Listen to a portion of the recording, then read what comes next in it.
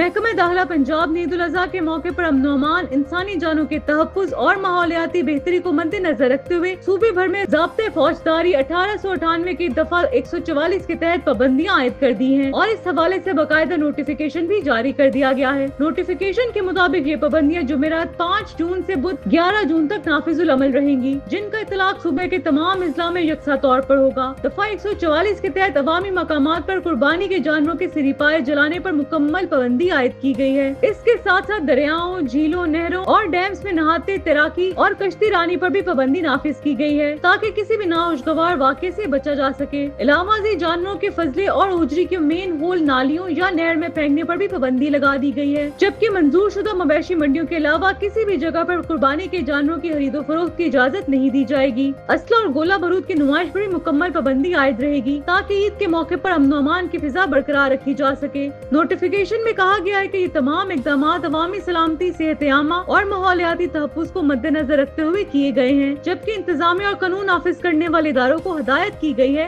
कि इन अहकामात पर सख्ती से अमल दरामद यकीनी बनाया जाए।